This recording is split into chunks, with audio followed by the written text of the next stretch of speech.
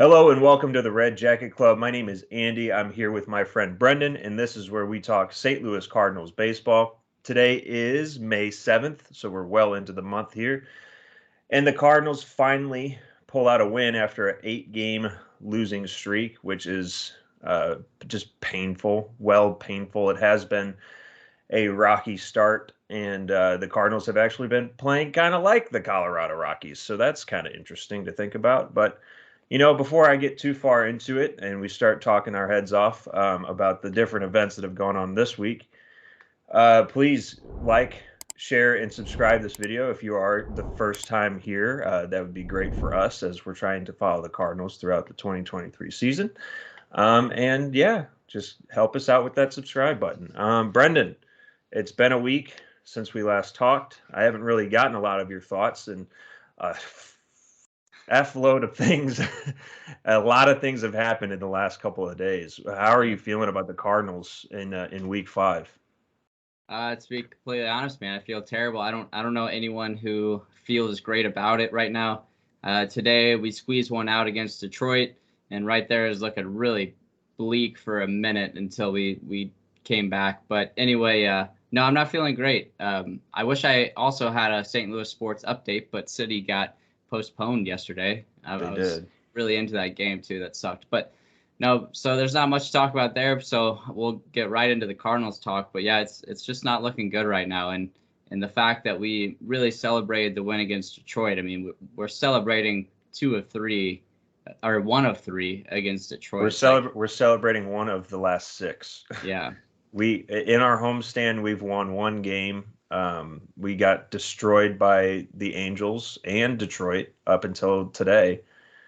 And I don't know where to start. I mean, now we have an active roster that has 3 catchers on it. And when is that ever a recipe for success, man? Yeah. I can't think of any other major league roster that is winning baseball games consistently right now that has that strategy in their roster. I want to go ahead and say, without even looking into it, I don't think any team has 3. I cannot think of roster. one. Yeah. And I don't know. We'll start with what's going on today. So the Brewers, I believe they're winning right now in the top of the 9th. They're beating San Francisco 6-2. Cincinnati's losing. They're going to lose 17-4.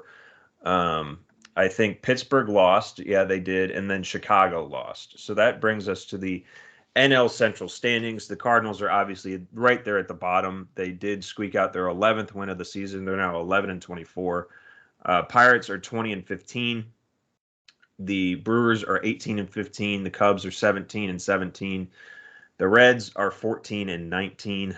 And man, it's so hard to talk about it because I want to say just everything in the world. But the thing that sticks out to me of these standings is the last 10 games for the Pirates, the Brewers, and the Cubs. They're all 3-7. Now, what would have been amazing is if the Cardinals could come home after that 10-game stretch out west, get their bindings underneath them, and win some baseball games. But they still just did not make up any traction when it came to these guys who have been at the top of the division starting to lose. So, and they're only going to lose for so long. But right now, we still sit at the bottom. Yeah. If there is any kind of silver lining when we're talking about standings, you look at league wide and you look at Philadelphia in the NL East. They're 16-19. They're in second to last place in that division. We all know that they went on a really good run last year. You look at Arizona, they're 19-14 in the NL West and second place behind the Dodgers. You look at the Yankees, they're in the last place in the AL East. So I don't have to go through every single division, but the point being is it's been a weird year so far in MLB. So it's not like we're an outlier right now. I mean, we are, obviously. We're the worst. Yeah. We're the obviously worst of the outliers. Yeah, we're definitely the worst. But I guess my point is, like, there's other really good teams that are struggling, not as hard as we are, but that's just my silver lining. But yeah, it does suck though, because the rest of the division is not playing well anymore. We know that the Pirates are gonna regress. Milwaukee really hasn't turned it on. They did to start, but now they're back to 18-15. Cubs are probably where they should be. Cincinnati where they should be, but we are still in last place. Yeah, it's extremely unfortunate. Yeah, and so a lot of people were asking for the Cardinals to make moves. I was sincerely asking for the Cardinals to make moves, especially when it comes to the starting pitching. But what we found out is that the Cardinals decided to make a move to where they're going to bolster their starting pitching for 2024. And so we're just in the upside down world from Stranger Things right now, where we're just making decisions that don't make a whole lot of sense. We'll start with what they did on 2 days ago, which was Friday, I think. They recalled Juan Yepes from AAA Memphis. They selected James Nail, yeah, from Memphis. Jake Woodford went on the injured list along with Tyler O'Neill. I think those are just two guys that haven't been playing well, so they got selected for the injured list. I don't think that they're truly injured, but that's my biased opinion. And then right-handed pitcher Wilking Rodriguez had shoulder surgery, so he's on the 60-day DL. And then just Saturday, Adam Wainwright was activated from the 15-day DL, so he came back and made his first start. We could talk about that in a little bit. And then the big one that is still just ringing in my head is Trace Barrera was selected from AAA Memphis. He's now on the active roster. Guillermo Zuniga was optioned to Memphis, and Taylor Motter, see you later, DFA'd again. So I don't know where you want to start. I don't know if you want to start on the Contreras of it all. I don't know if you want to start on the starting pitching. Let's start with like the most interesting part is having the three catchers. So so we did call up Trace Barrera. Trace Barrera, we talked about when we first signed him. I mean, it's just we thought that he was a signing that would just back up Ivan Herrera down in AAA, which seemed like that's what was happening. But I guess he had some kind of offense showing in AAA, and now he decided that he needs to be up in the big leagues because now it sounds like they don't want Contreras catching, which we signed the catcher this offseason because we knew we had a big hole there, and now they don't want him catching. So, yeah, what are your thoughts? I know you're very passionate about this, so I want to hear some of your thoughts here. There's so much that goes into this topic. It's gonna be hard for me to keep my mind focused, but it's the most ridiculous thing I've ever seen out of this organization. And we've talked about it with Josh Jacobs, who's come on and helped us out a couple of times with a couple episodes. We love this organization. I mean, we haven't really said a bad thing about it yet. But this season truly has made me think that these guys do not know what they're doing. And again, three catchers doesn't make any sense. The other thing is, I mean, he had a good game today, but you cannot tell me that there is a history of Andrew Knizner being the correct person to go for here. Trace Barrera hasn't really proved that he's any better. I just don't get it. And the fact of the matter is they're doing this to find somebody to be the scapegoat. That's just case in point. Because Ali came out saying that Wilson Contreras was not the problem. His performance behind the plate is not the reason we're losing games, is exactly what he said. Then Saturday morning comes around, or this morning comes around. I can't remember. It's such a blur because I've just been in a fit of rage about it. And he says that he doesn't understand literally, basically saying he doesn't understand the Cardinal way when it comes to pitching. And so they're going to teach him how to do it. He's going to have to sit down with every single manager and coach. And so we're treating him like, a fucking rookie. He's a veteran catcher, and we're treating him like he's a child. And we're doing the exact same thing with the pitching staff.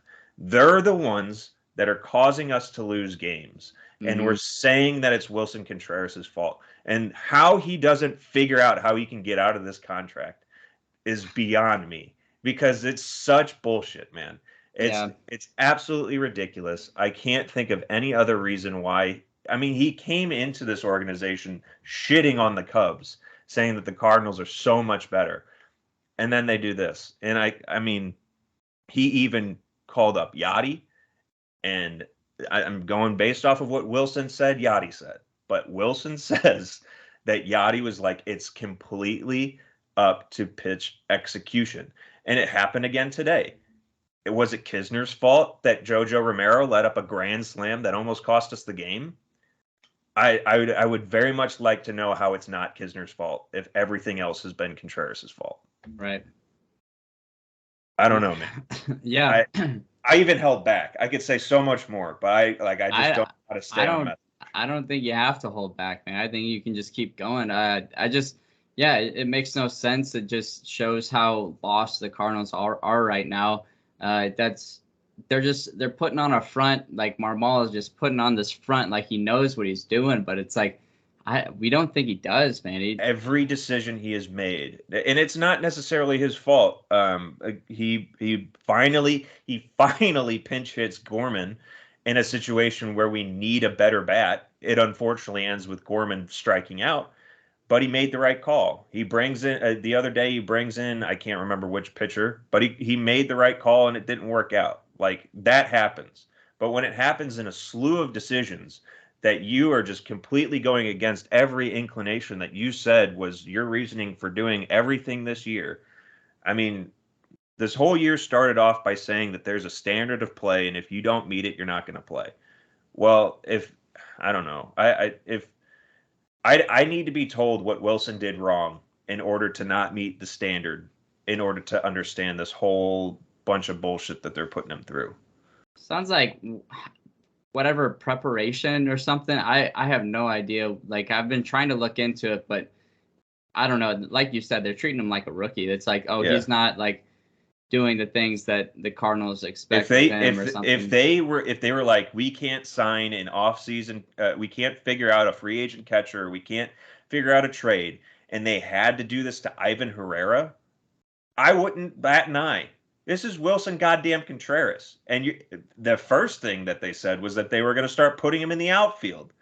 Guess who told us that was going to happen? Fucking Cubs fans. Like, and they sat there and laughed at us in December because they were like, this is going to happen. He's not a good catcher. And everything up to this point has shown that he is. I mean, not every time, but there were multiple times, and Matt said this in a press conference after a game, that he shook off Wilson twice in one game. And guess what? Both of those pitches that he threw ended up leaving the yard. Like, it's not Wilson's fault. It's pitch execution. And the fact that we are refusing, it only makes me think that it's Marmol, or not Marmol, it's Mozeliak saying this, because he didn't do anything. He didn't do anything to figure out the pitching. We honestly, at least I thought that the pitching wasn't going to be as bad as it is.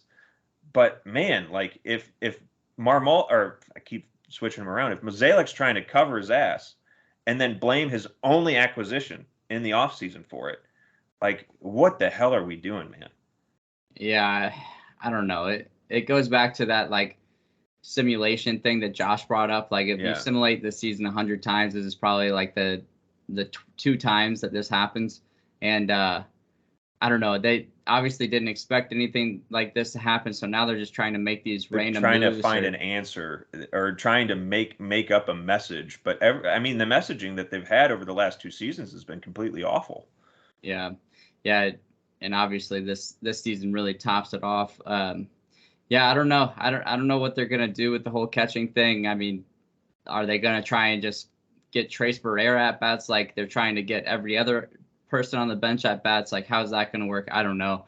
I really don't care about that. I hope they get over it. I mean, Wilson obviously isn't like the best catcher. I mean, you see the after effects of not having Yachty. Like, he doesn't really know how to frame that well, but like you're saying, man, pitchers just have to execute pitches. Like, that's.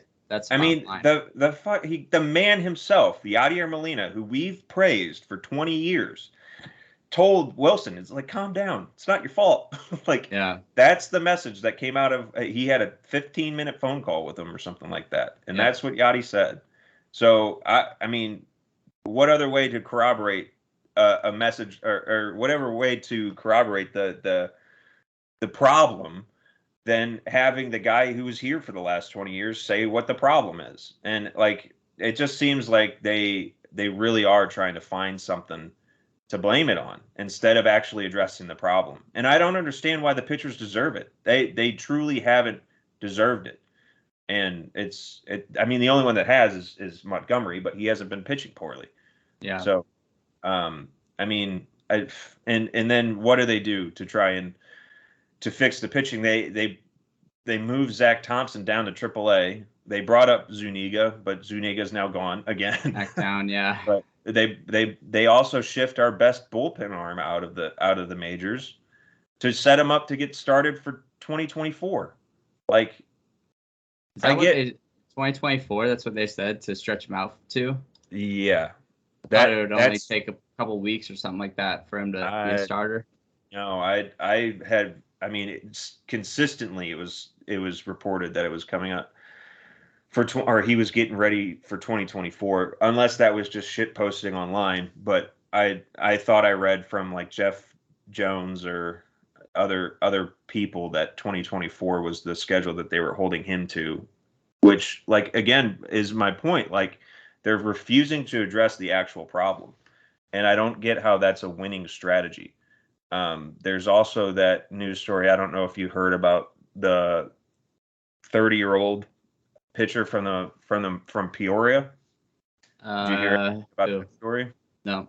So Eno Saris had, or I don't even know if Eno Saris, I think he was just replying to a tweet, but there was a news story about the Cardinals and how they're kind of spiraling, and Eno Saris had mentioned that he had heard that the idea or the pitcher development in the Cardinals is very contact focused or pitch to contact focused, which we all know. Like, obviously it is, because the Cardinals have one of the best defenses in the entire league.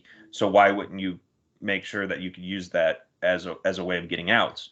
But with the shift going away and everything else, it's just, the other thing is that this guy, Paul Schwindel, was saying that the Cardinals organization had mixed messaging. There was front office people higher up in player development that would say one thing, which is pitch to contact, and then coaches would be like, no, pitch to strike out. So, and that they also don't use TrackMan or Rapsodo or anything to try and develop all those different analytics and like spin rate out pitches, basically. Yeah, right.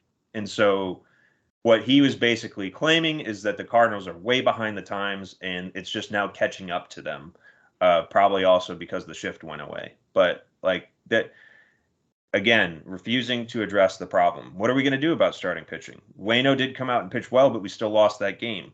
Matz came out and pitched well, but we almost lost the game today. Like, and he's still 0-4 with a 6 ERA. Like, I just don't see any end in sight if we don't, one, develop our pitchers to the times, and then also, two, figure out this problem that we currently have. Yeah, so what do you think the solution is? I mean, is it bringing up Liberatore? I'm kind of surprised he hasn't been brought up yet, because at this point you would think we're just going to start throwing and hoping something sticks. That's what I'm saying, is that it has to be Liberatore, because he's been destroying in the minors right now. Yeah. He hasn't necessarily proved himself, but over the last couple of years, he's been one of the youngest guys to try and come up and start. So now that he's got a couple of years under his belt, I think that he's probably ready to go. I mean, he's shown every bit of it, but they're kind of refusing to bring him up, and I don't know why. I don't understand why we have to coddle and make sure that pitchers' feelings don't get hurt. Because that's what this seems like, is that they're trying not to offend any of these pitchers. What I loved out of this, when Jack faced off, I was actually at the game against the Angels, and he let up 10 earned runs. Yeah. He pulled himself out of the game. He was like, I didn't leave because I was hurt. I left because I sucked. Yeah. And like, they know it. They know it. So why don't you try and figure it out? Because they understand that they're not playing well. Yeah. Yeah, it's hard to put a finger on one solution, obviously, because there's so many things that are going wrong. Now, what would you say, like, is the season over, basically? Do you think the season's over? Yeah. No. Okay. No, I don't. But it is if they don't if they don't address pitching. Like So you can't. what would they do to address pitching at this point? They need to either focus solely on pitch execution and say that that's a problem. Like they need to call it out. They haven't. They Yeah. haven't called it out. They need. I mean, a lot of this comes from messaging too. Because what do you? I mean, you're lucky as all hell that this doesn't affect Wilson Contreras. He still comes up and puts up great at bats. He could come up and just completely quit on at bats. Today he had like an 11 or 12 pitch at bat. Like he could have just given up or swung at terrible pitches. He's still putting things together. But like if you're gonna just blame other people, like we talk about constantly how mental a game of baseball is, like you have to one say what the problem is, and then address it with the coaching staff. How I mean, there has to be a way to. I'm not a pitcher, so I don't know, but I would imagine that there are drills to work on effective pitching in pitch location and hitting your spots. Like again, I say, like, is it Knizner's problem that Jojo Romero missed his spot? Because Knizner had his knee on the ground and his glove on the ground. And if you're telling me that he wanted a fastball up in the zone with that positioning, I'm not going to agree with you. So like that's there. I'm not a pitching coach. I never have been a pitcher, but I would have to imagine that there are drills that you have to work on in order to hit your spots better. Right. I don't know about I think I would assume they look really good in bullpens, and they're like, oh, this is going to be great. You fix your problems. Like next start, you're going to go out, you're going to kill it. And then it's something mental. Time. Yeah. I think it is, to be honest. I think it is a mental thing at this point because there were question marks coming into the season, and we knew those question marks, but every single question mark has not worked out. They've all, none of them have answers. Yeah, every pitcher that looked great in spring training is currently terrible. Like Matz pitches. I mean, he threw like 5 or 6 fastballs in the same location today, and then he ended up giving up a single. Like, what do you think is going to happen? Yeah. If you continue to do that? And again, I don't know who's making the pitch calling. I don't know who's calling pitches because I guess it's the catcher. It sounds like they don't have enough time to like really shake off or something like that. From what I've been told or what I've seen is that and read is that with PitchCom, if they're using PitchCom, it has to come from the catcher. Like the managers can't call the game if you're using PitchCom. And more often than not, our catchers are doing that. So, and I know Knizner uses PitchCom, so he's calling those 5 or 6 fastballs in a row. But like, it's obviously then Dusty Blake's philosophy and strategy that's going in. But how is that a winning philosophy of throwing the same pitch multiple times? Because that's happened to us so many times throughout the year. Is we've thrown 5 or 6 sliders in the same spot, and then we end up getting beat on the 5th one. Yeah. Like, again, there's another question. Like, is the pitching philosophy correct? Like, is the pitch to contact strategy dead? Like, do we need to stop pitching to contact and work on striking out people? Well, when these guys try to strike out people, they try to be too fine. And this is what Wilson has said. He said, I mean, I'll call pitches, but sometimes these guys get into 2 strikes. We've let up 21 2-strike home runs this year. And he said that these guys they try to be too perfect and they miss their spot. So, I mean, it's 100% the pitchers. Unfortunately, I don't know the answer because I'm not in that mind or in that vein of being able to figure that out. Yeah. But if it's just a mental thing, you got to talk that out with somebody. We talk it out, or just put someone in the position who can, I don't know, make the adjustment because obviously no one has proven to be able to make that adjustment. But I also do want to say that it is pitching. Obviously, it's a big part of our problem. But at the same time, like, offense hasn't come through at certain points too. For a well-oiled machine, your offense has to come through in big spots. And the game yesterday, we had plenty of opportunities to win that game. We ended up going into extra innings, right? Yesterday? We did, yeah. Yeah, and we easily should have won that game, but we just gave in and no one came through. Yeah. So, that's one of those games that last year we wouldn't have lost just because Mm-hmm. our hitters at some point will come through. But so I don't want to. Obviously, pitching is the bigger issue, but at the same time, the offense has been pretty poor as well. It definitely has, especially in hitting with guys on, no outs, like those situations where you have to get runs. Like they did it perfectly today, but who knows if they're going to do it again tomorrow? They haven't been that consistent. But again, to another point, the pitching hasn't been putting the offense in a situation like the offense is having to completely change their strategy and their way they're taking at bats because we're down 4 runs before we can even get to the plate. So like it's still it's a hot mess. Like there's a lot of things that have to change. And I don't think taking Wilson Contreras out of the catching role is the thing that's going to fix this team. Yeah, I don't think so either. We'll see if it does, but I mean, unless the offense kicked in at the end of this game, we would have been swept by the Tigers because of the pitching. Yep. Yeah, well, that is another small silver lining in this game is like we could have easily just rolled over in this one. And I have noticed the offense does come back a lot of times, but a lot of times the pitching just puts us in a situation where, I mean, if you can overcome a few runs, but if you're trying to overcome 4, 5 runs every game, I mean, that's really tough to do. So today was really good to see. I don't know. Hopefully it's opening the floodgates to what the Cardinals can be and should be. I don't know if it necessarily was because it was the 3rd game of the series. If we saw something like this at maybe the 1st game of the series, like that's very promising. But it's like we keep just getting rolled over the first 2 games and then barely squeezing out a win in the last game of the series. So I don't know. I'm hoping that it opens the floodgates, but I'm still not very bullish right now. Oh no, not at all. If they bring what they did today into Chicago and they win tomorrow, I'll feel a little bit better. I still won't be bullish. I'll feel better though. Yeah, it's getting that first game, dude. That we're 0-11 right 0 now. and 11, 0 and 11, and I mean we were down 11 or we were down 7. I think it was 11-4. And the Cardinals started to mount a comeback in that Flaherty versus Canning game, the last game of the Angels series. Yep.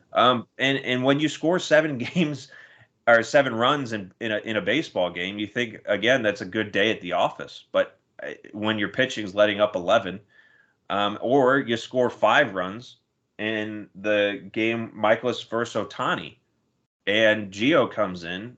First of all, I don't know how long you want to talk about this, but why are we going to Gio in the 9th when we have Helsley? Like I know you want to use your best pitcher in the high leverage situations nowadays, but like Gio has shown that he's very good in high leverage situations, and unfortunately can't close it out in the 9th. That's why he's not the closer.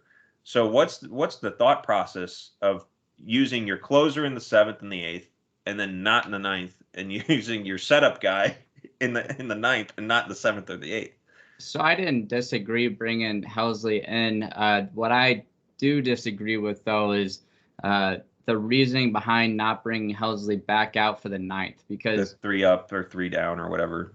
Yeah, he had 4 outs. He threw 10 pitches, and 9 of those were strikes. And then it goes back to last season playoffs. It's like, so his reasoning was that he didn't want Helsley to sit down and get up like 3 times or 2 times or some I don't know. It made no sense to me, but it's like, okay, if that's your philosophy, then why did you keep him in after 20 something pitches that lost us the game in the wild card series? So he's not consistent at all with his decision making, which is a big red flag. And I don't know. Obviously, it is hindsight. I really don't mind Gallegos coming in if Helsley didn't look great or if he was, I don't know, 15, 20 pitches in. But it's like, let the guy go. If you really need this win, you gotta let him go there. Yeah, there's trust that's thrown around all over the place, and then it's never followed through, or it's just so much mixed messaging. Like I've never seen a front office manager group look so disorganized based on what they said a couple days ago, and now they're completely flipping the script. I mean, what's just unfortunate again is the pitch execution. I think Gio threw 2 sliders out of the zone to Jake Lamb and got him to whiff. So it makes a whole hell of a sense to throw another slider. But he decides to throw a slider and he completely misses his spot and leaves it over the plate. And then the next pitch he has is to frickin' Mike Trout, and it's a slider over the frickin' zone. Like, there's no situation awareness. You kind of knew that Trout was going to come through there. I just had a feeling like he didn't beat us up all series, and I was like, he's going to get us here. Like, you just kind of know. I mean, no matter what, if he's grounding out every single time, I still don't see the strategy of leaving a slider belt high anywhere over the plate to Mike Trout. Yeah. So you're not going to get away with any kind of mistakes against him. No. So that's my point. Is like you can have Mikolas, and then you can have the offense beat up Shohei frickin' Ohtani, and I mean it's a game you're supposed to win. Like how do you not get hyped that you're beating the best pitcher in the game right now, and like there's just no follow through on it, and that's this team in a nutshell this year. Is there's been no follow through. Yeah. Yep. So long story short, we did end the losing streak today after, what was it, 8 games, right? 8 games. And now we got to start looking forward to the rest of the month. You know, we already lost 5 of 6 in this month. And now we go up to Chicago, and then we see Boston in Boston. And then we head back home. But, I mean, these 2 next series, dude. I mean, the Cubs and the Red Sox, we've been saying this the whole time, but we have to freaking beat them, dude. And it starts tomorrow. Like, we have to have the urgency to win that first game of the series, because we already talked about how that puts us in a better position to win the series. And then, you know, going to Boston, we got to win that. And then we can take care of the rest of the month. But right now it's just series by series. And I don't know. I just hope that they figure something out. Yeah, to talk about Chicago, it obviously starts tomorrow, May 8th. That's Mikolas v. Stroman. The Cardinals have been pretty good facing off against Stroman. I know he's kind of their number one guy, except for that, I think, Steele. They've got Jameson Taillon, I think. They did sign him in the offseason, and he's actually facing off against Flaherty in game 2. And then Montgomery's going up against Steele, who's also pitching really well. So that's the other thing, is we have to come up against some pretty decent pitching. Then we head into Boston. Wainwright faces Sale. That'll be an interesting matchup. I honestly don't know how Sale's pitching this year. Do you know if he's been pretty well or pretty good? Or you can find it right now if it loads in time. What I do know is Sale is definitely still decent. He's 35 innings. He's got 45 strikeouts, but he does have a 6.37 ERA. So he's not where he used to be, but he still is racking up strikeouts. So. And you also know that Gorman will not be in that game. So that's another thing that pisses me off. Matz then faces off against Kluber, and then Mikolas comes back around to face Tanner Houck, the St. Louis native, I think. So got to hit against that guy.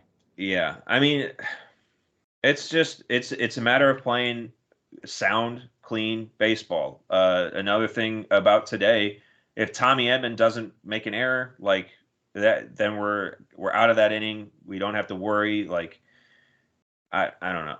Everything just has to start clicking. It hasn't shown that it will, so I'm gonna hold my tongue and say that the Cardinals are back after a 12-6 win until they can prove that they are actually back. Yeah. I mean, yeah, that's a good way to look at it. Like, what at this point, what can we do? You know, it's like, can we just keep complaining how it's gone, or can we just try and look forward and like figure out a solution? But I was so happy. Don't know. I was so happy to be free and easy, let it go, and just be like, this is the Cardinals that we have this year. And then they did what they did to Wilson Contreras, and I've become public enemy number 1 for either Mozeliak or Ali Marmol. I'm not tagging them directly online or anything. I'll say what I want here, but I do not like what they've done to Wilson Contreras in his first freaking contract year. Like it's a bit ridiculous to use him as a scapegoat when I don't think that he's the problem at all. You can say whatever you want about his pitch framing ability. That's not the problem. It's pitch execution. We've missed pitches all year, and there's no reason to say that it's the catcher's fault. Yeah, I totally agree. I mean, I was saying let's see, it was whenever Flaherty gave up his 10 earned runs, I was saying, like, after that game, dude, I expected potentially Marmol to be just fired after that game. Like, it's got to be close, right? Because he's the most expendable option to get fired right now. I would think that. People that are saying that Mozeliak's going to get fired or the DeWitts are going to sell, it's such a stupid line. That's never going to happen. Yeah. Obviously, Ali's going to get fired before anything like that ever happens. And I think that he should. I think that his way of managing baseball has proven to not work. I think he got very lucky with a very, hot Albert Pujols toward the end of last year.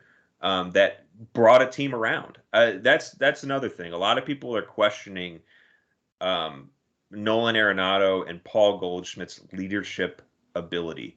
And this is my thoughts on that. I don't know if you have any thoughts on it, but I think that Paul Goldschmidt and Nolan Arenado lead by example. And the example that they set is what's done on the field. I don't think that they're speaking up a whole lot and saying, "Come on, guys, let's rally together and do this thing." I think that they go out there and they play well. And when Nolan Arenado's not playing well, you're not getting a good example set. Like he's not speaking up right now. He's kind of said that. I mean, he's said that he doesn't want to speak poorly about the team because he's not playing well. Well, is then he keeping his mouth shut around everybody else? Possibly, which doesn't set a good example for the clubhouse. Obviously, Paul Goldschmidt's playing well, but he also doesn't really talk.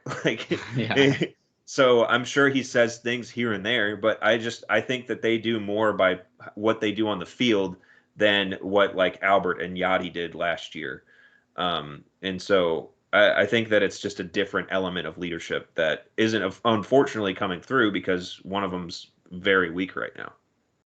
Yeah, I don't think that the leadership thing is an issue. I think that they're working their asses off. I think they're probably outworking even the best teams right now. All right, I know that. So, yeah, I really don't think it's a team issue. I do think it's a managerial issue, and I just don't.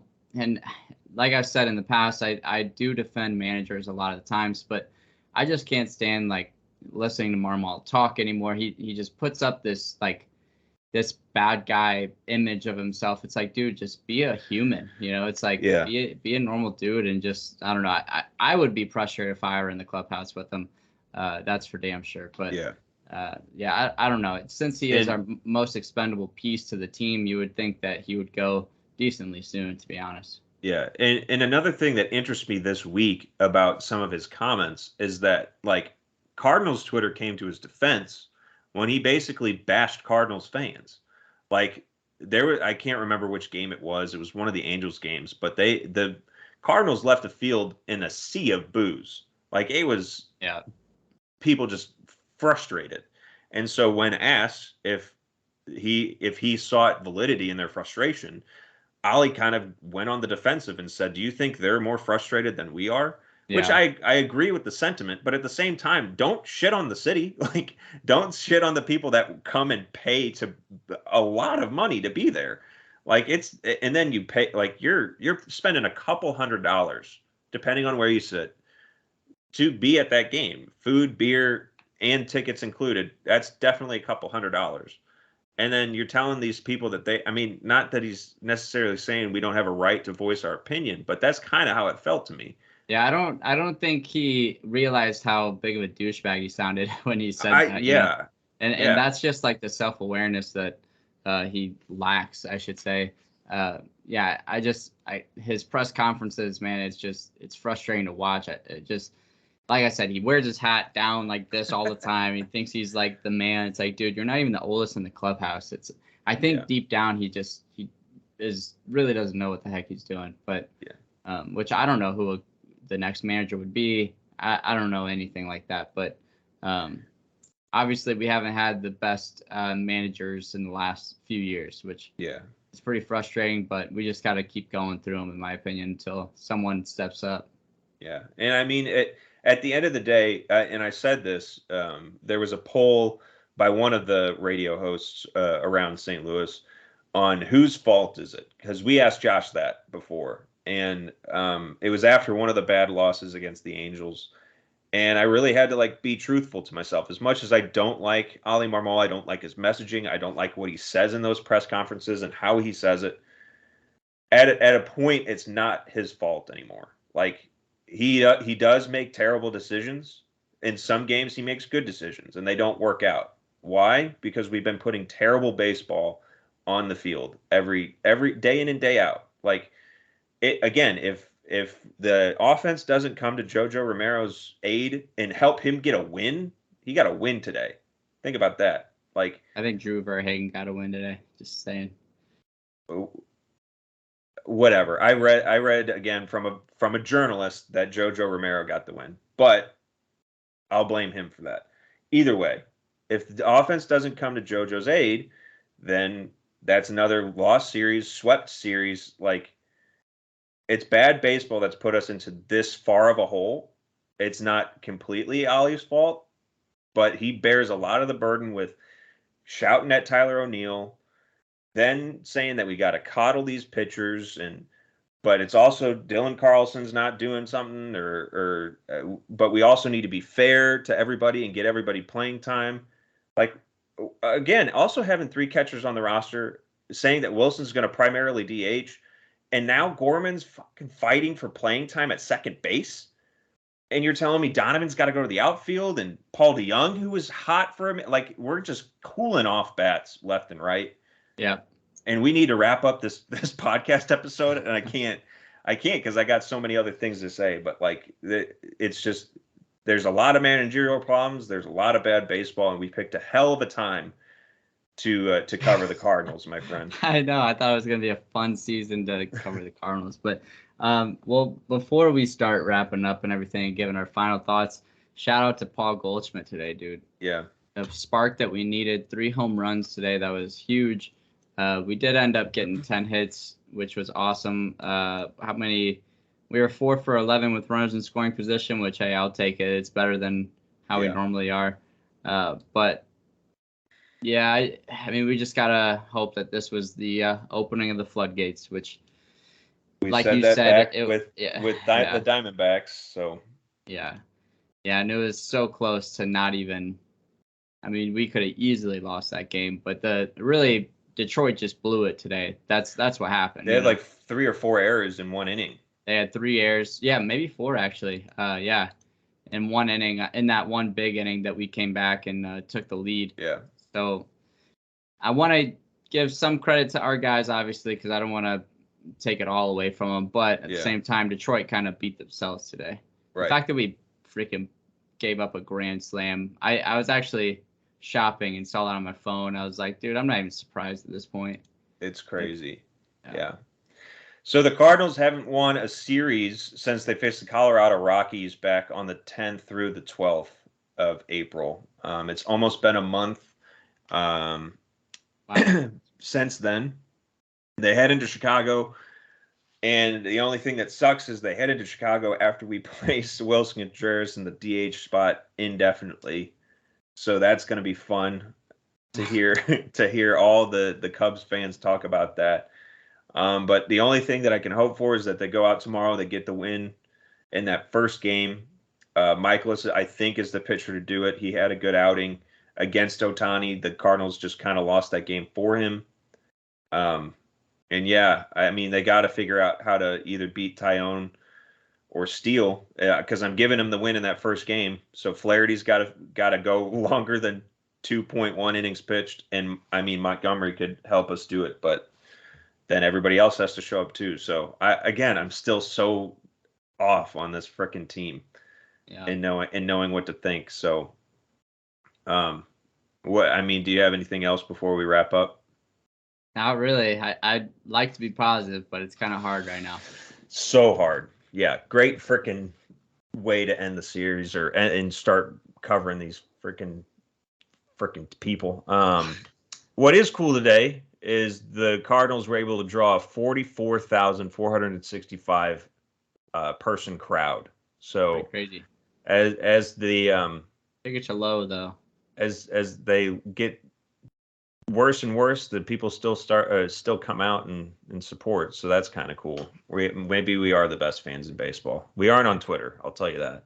Yeah. But hey, it is what it is. Thank you all for listening. We appreciate it. If you haven't already, please like, share, and subscribe to this video. We truly appreciate it. You can find us anywhere on the social medias at red_jacket club.